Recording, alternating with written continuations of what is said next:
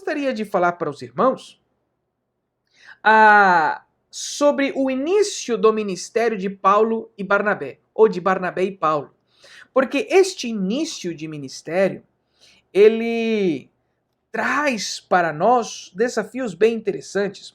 Porque eu pergunto para você, aqui entre nós, quem você acha que tem mais potencial no seu geral, que se destaca no ambiente natural, quem tem mais experiência talvez, Paulo ou Barnabé, desde o início do seu ministério?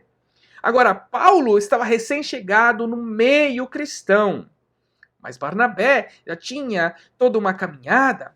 E Paulo, apesar de ser um novato, Paulo, ele tinha muitas experiências, ele tinha cidadania romana, ele tinha acesso à igreja judaica ortodoxa, Paulo tinha acesso aos reis, Paulo tinha acesso aos governadores, Paulo, ele era um cara top desde o início. Então, quando Barnabé pega ele, talvez Barnabé não pensa da monstruosidade ministerial sobre Paulo.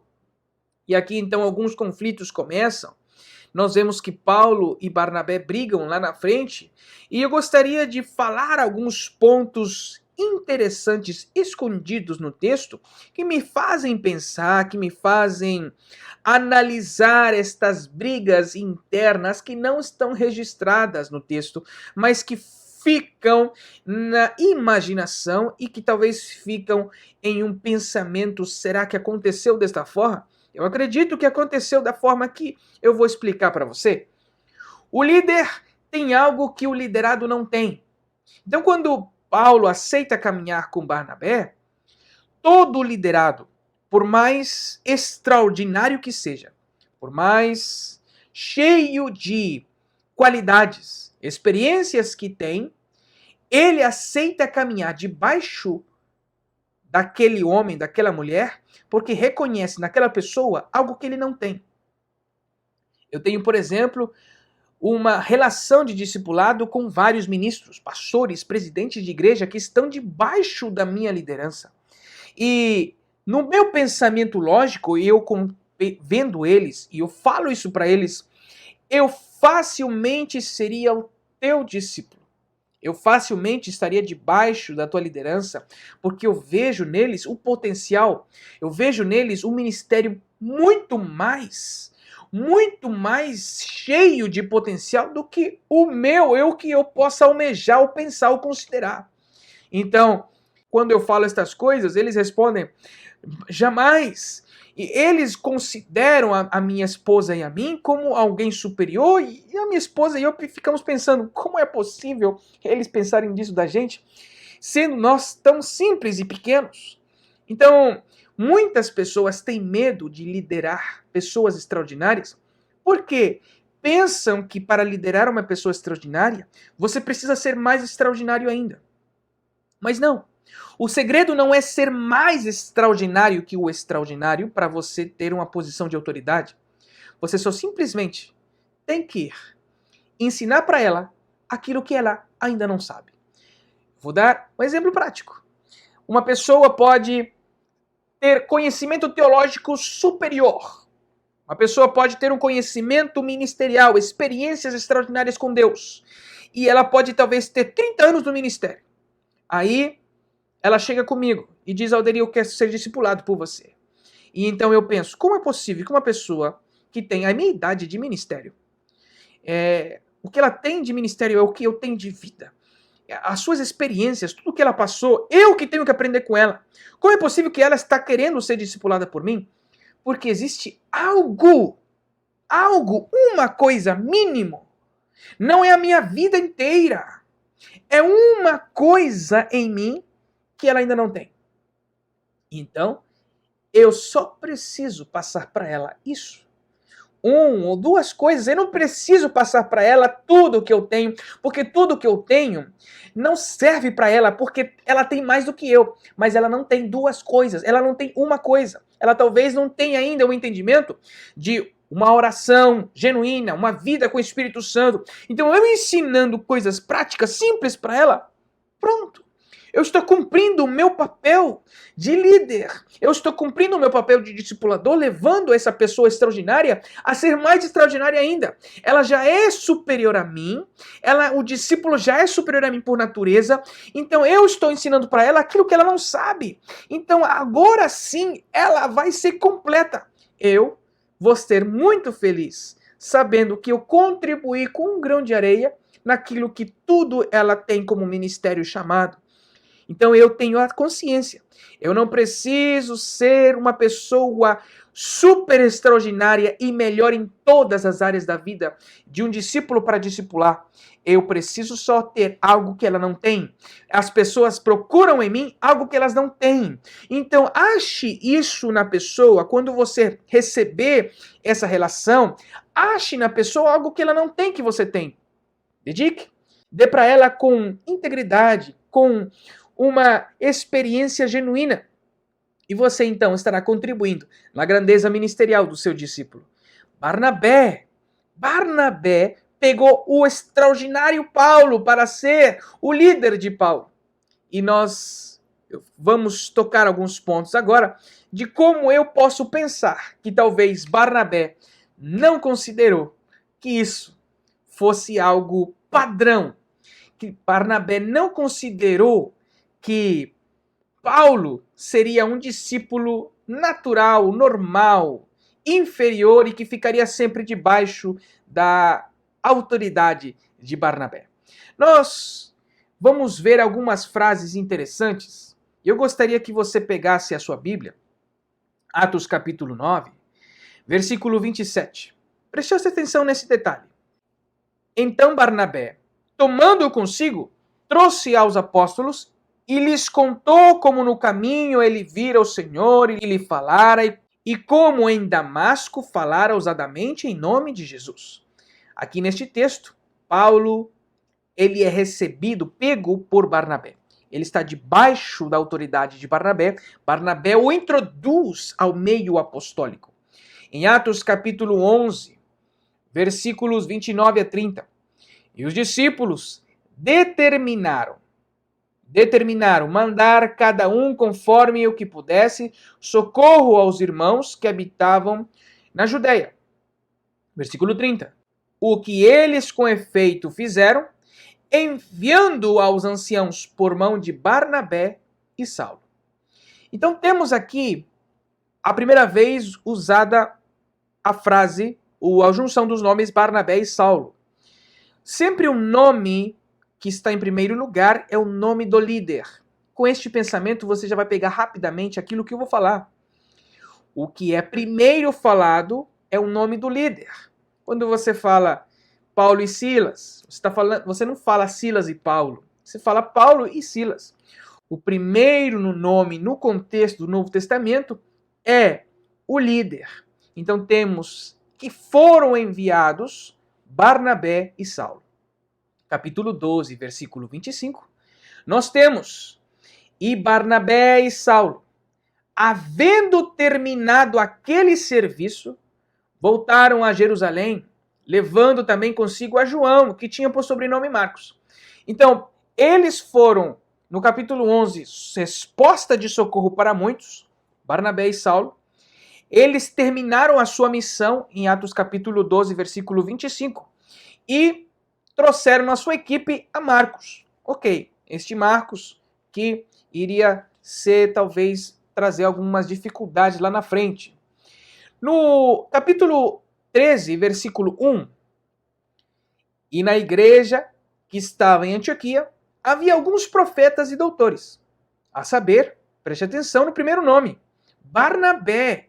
Barnabé ele liderava a lista a seguir. Barnabé e Simeão, chamado Níger, e Lúcio, Cirineu, e Manaém, que fora criado com Herodes, o tetrarca, e Saulo.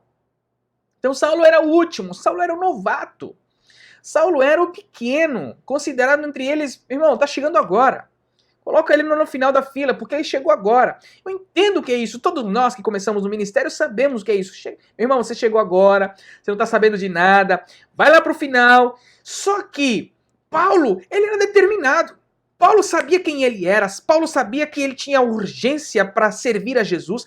Paulo sabia que ele não podia estar nessas brincadeiras políticas. Então Paulo, ele simplesmente era Paulo, genuíno, Paulo, aquele que Jesus chamou para servi-lo, vaso escolhido. Então, Paulo, ele estava debaixo da liderança de Barnabé, e em Atos capítulo 13, versículo 2, e servindo eles ao Senhor, e jejuando, disse o Espírito Santo: apartai-me a Barnabé e a Saulo para a obra que os tenho chamado. Então, o Espírito Santo, ou Deus, ele estabeleceu a liderança Barnabé e Paulo.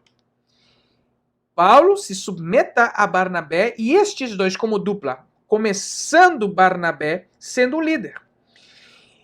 Esta situação foi o início do ministério desta dupla preciosa no seu trabalho ministerial. Só que Paulo começou a se destacar. Capítulo 13, Atos, capítulo 13, versículo 43. Começaram a ter seguidores.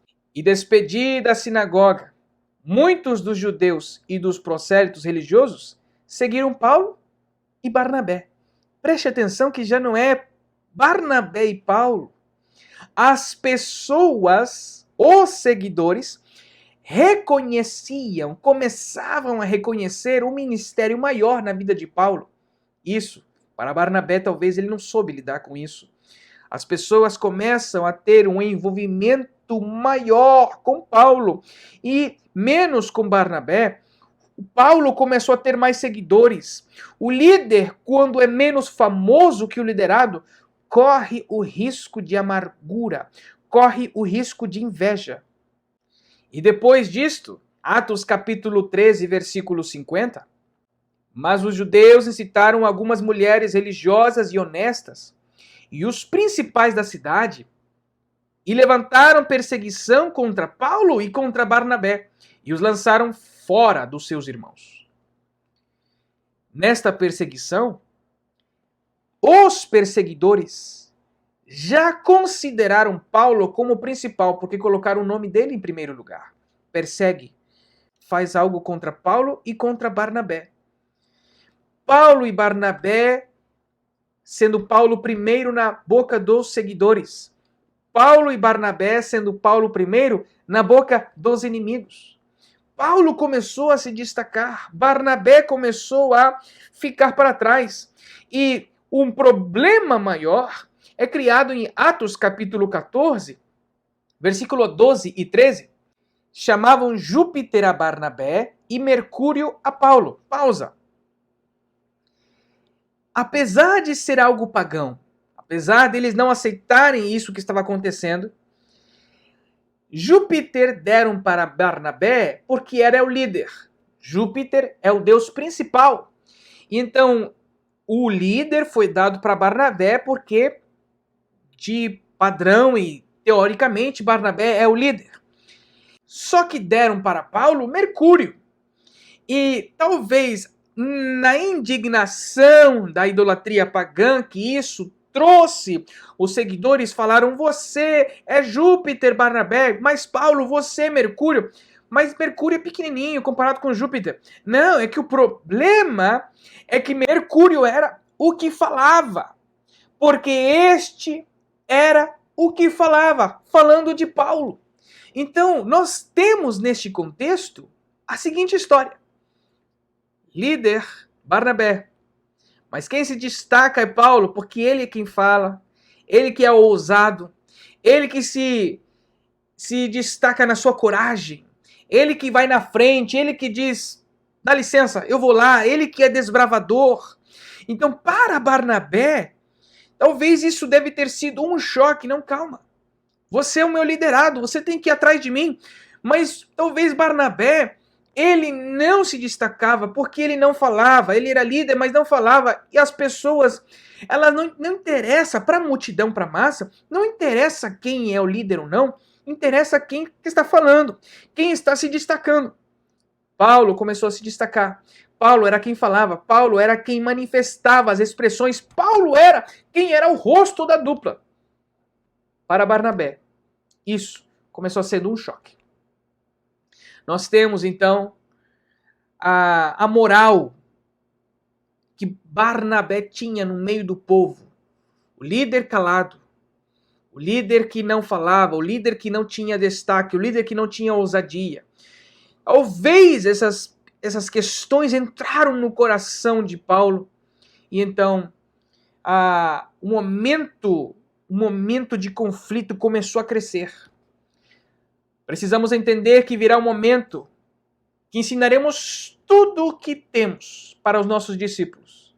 E quando esse momento chegue, nós não podemos mais colocar o nosso discípulo dentro das nossas asas, debaixo das nossas asas. Precisamos colocar o nosso discípulo que já aprendeu o que nós tínhamos para ensinar, para voar. Então, neste momento, já aconteceu o tempo em que Paulo aprendeu de Barnabé o que tinha que aprender. Era o momento de Paulo voar. Era o momento de Paulo se destacar, o momento de Paulo ele começar a evoluir no seu ministério, mas Barnabé ainda queria pegar ele, talvez. Após esta situação, houve uma discussão teológica sobre a circuncisão. E nesta discussão, Paulo e Barnabé eram os que estavam na frente desta discussão e Paulo era o primeiro nome. Atos capítulo 15, versículo 2. Tendo tido Paulo e Barnabé não pequena discussão e contenda contra eles, resolveu-se que Paulo e Barnabé e alguns dentre deles subissem a Jerusalém aos apóstolos anciãos sobre aquela questão. O nome de Paulo é escrito em primeiro lugar porque ele estava liderando a postura teológica. Meu irmão, é muito importante uma posição pública da liderança. As pessoas vão te respeitar se você tem uma postura. O momento em que você negar a sua postura, você pede respeito para aquele que tem postura. Apesar de estar errado ou não, você negou a tua postura, você perdeu a autoridade de opinião. Paulo, ele se colocou na postura. Paulo e Barnabé, Paulo se colocou numa postura maior, o nome dele apareceu em primeiro lugar. Então, Paulo, se destacava mais do que Barnabé. Agora, eles precisavam estar na frente do apóstolo Pedro e dos anciãos em Jerusalém. Esta questão ia ser na frente dos chefes maiores da igreja cristã. Barnabé precisava se posicionar. E Barnabé precisava mostrar serviço. Por isso que em Atos capítulo 15, versículo 12, Barnabé se destaca. Barnabé, ele que tem que falar mais que Paulo, porque está na frente de Pedro, o bispo, está na frente de toda a liderança. Então, toda a multidão se calou e escutava a Barnabé e a Paulo. Interessante, como na frente de Pedro, Barnabé tomou postura. E que contavam com grandes sinais e prodígios Deus havia feito por intermédio deles. Barnabé tomou a palavra e começou então a falar. Barnabé tomando postura. Só que agora, já na frente de todos, Pedro sendo já o homem de Deus, os anciãos, sendo o conselho do presbitério, viram de forma natural que Paulo teria então que ter uma postura de liderança. Barnabé talvez trouxe um conflito dentro dele maior, porque em Atos capítulo 15, versículo 22, e então pareceu bem os apóstolos e os anciãos, com toda a igreja, eleger homens entre eles e enviá-los com Paulo e Barnabé a Antioquia. Então nós temos os apóstolos enviando já oficialmente Paulo e Barnabé. Naquele momento, Paulo pega uma postura de liderança e em versículo 35, e Paulo e Barnabé ficaram em Antioquia, ensinando e pregando com muitos outros a palavra do Senhor. Mas posso pensar que Barnabé não conseguia lidar com essa situação de ele estar debaixo da liderança. Barnabé queria talvez pessoas que ele podia controlar. E Paulo não estava nem aí com esses detalhes. Ei, quem lidera ou quem não lidera? Vamos trabalhar na obra, vamos focar naquilo que Deus nos mandou a fazer. E Barnabé queria Marcos com ele. Só que Marcos não era uma pessoa ideal para o ministério, porque Marcos ele tinha um histórico negativo. Paulo não queria Marcos com eles. Barnabé, então, discute com Paulo sobre isso. Então, Barnabé pega Marcos e então Paulo pega Silas. E os dois se separam. Nós temos em Atos capítulo 16 a separação definitiva de Paulo e Barnabé. Paulo fica com Silas, um obreiro fiel, ideal. E Barnabé fica com Marcos, um obreiro que tem um histórico não muito bom. Então, estas situações trazem ensinamentos preciosos para nós. E eu tenho certeza que o Espírito Santo ministrou na sua vida, no seu coração, a respeito de discipular pessoas extraordinárias. E o conflito que isso é, o problema que isso é, só pessoas maduras que conhecem a sua identidade em Cristo têm a capacidade de discipular pessoas mais extraordinárias do que elas. Você pode ser uma delas. Não foque em ensinar tudo o que você sabe, porque o que você sabe não funciona para eles porque eles sabem mais do que você. Existe só uma ou duas coisas, talvez três, que essa pessoa não saiba e você tem. E é por isso que ela está debaixo da sua liderança. Ensine isso então. Foque nisso e você estará contribuindo no reino. Porque não é para você, não é para o seu controle, é para o reino de Deus. Quando você tem a consciência de que o seu discípulo não é para o seu nome, não é para a sua grandeza, você poderá então entender os mistérios de Deus para o seu ministério, porque você está sendo excelente discipulador. Até a próxima e Deus abençoe sua vida.